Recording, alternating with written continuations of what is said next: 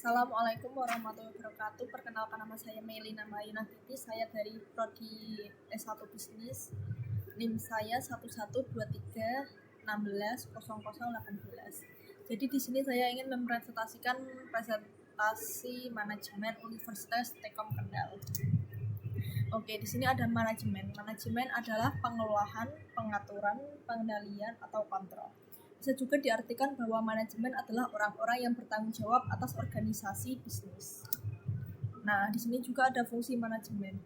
1. Perencanaan, planning, untuk menyusun rencana dan strategi ketika akan memulai sebuah kegiatan atau usaha.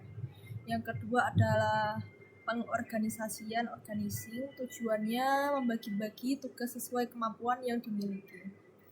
Ketiga, pengarahan, agar tujuan bisa dicapai dengan baik dan meminimalkan resiko terlambatnya sebuah rencana.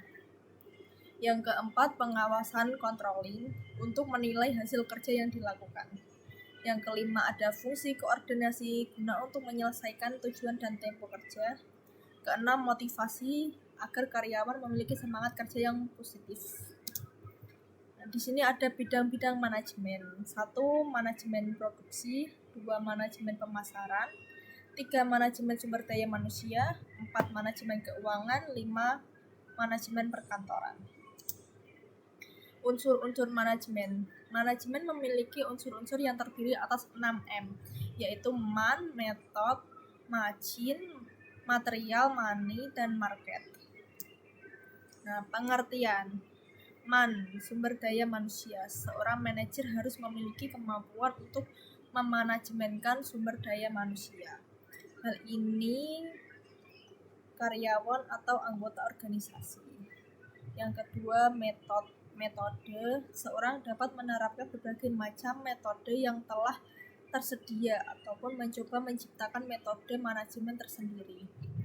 3. Margin, macam-macam teknologi yang digunakan oleh organisasi, mulai dari mesin berat hingga komputer, laptop, maupun segala macam resource yang melibatkan teknologi termasuk unsur margin.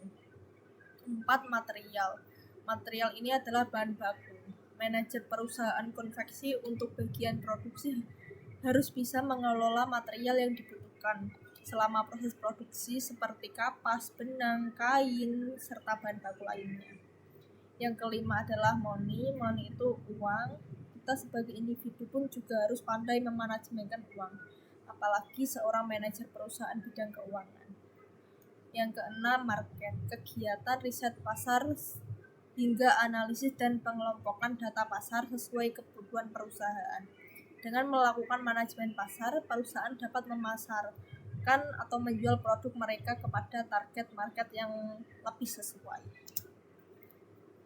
3. Struktur di dalam manajemen perusahaan, yaitu pemilik saham. Yang termasuk dalam pemilik saham ini adalah Dewan Eksekutif, pemilik perusahaan dengan semua presentasi saham. Pemilik saham memiliki kekuatan untuk mengelola dan mengontrol perusahaan serta berhak atas dividen. Yang kedua adalah Dewan Direksi. Dewan Direksi akan dipilih langsung oleh pemegang saham dan tanggung jawab langsung dalam pengelolaan perusahaan. Bisa dikatakan dalam operasional harian. Direktur adalah pemegang kekuasaan tertinggi. Yang ketiga adalah manajer. Manajer menjadi pendukung kerja direktur yang didetailkan dalam berbagai bidang berbeda. Manajer bertugas secara praktis mengelola perusahaan dan mengoptimalkan sumber daya yang dimiliki, serta melakukan pemantauan dan evaluasi berkala. Terima kasih.